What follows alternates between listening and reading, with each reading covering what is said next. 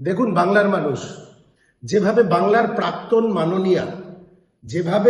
প্রাক্তন মাননীয়া কংগ্রেসের ভিতরে থেকে কংগ্রেসকে টুকরো টুকরো করেছিলেন, কংগ্রেসকে দুর্বল করেছিলেন, আজকে ইতিহাসের পুনরাবৃত্তি হচ্ছে। বলে না, হিস্ট্রি রিপিটস ইটসেলফ।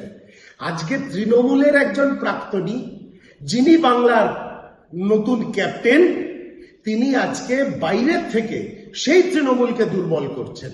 হ্যাঁ, এটার আরেকটা দিক আছে।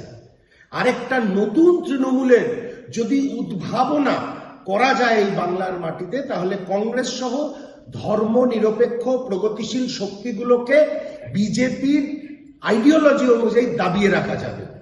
কিন্তু আজকে এই পরিণতির জন্য দায় কার?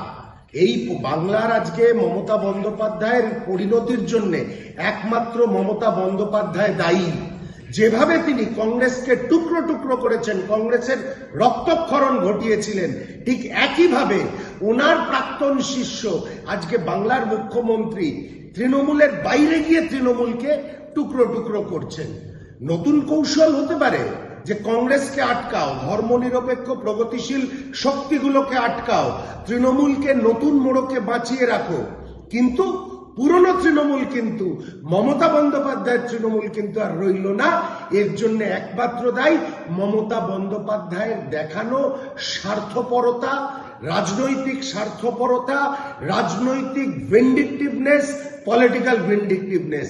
আজকে আপনি অস্ত্রে আপনার মরণ, তাই হলো মমতা বন্দ্যোপাধ্যায়ের আজকের বাংলার বুকে, এবং এটা প্রমাণিত হলো, সারা বাংলার মানুষও দেখলেন।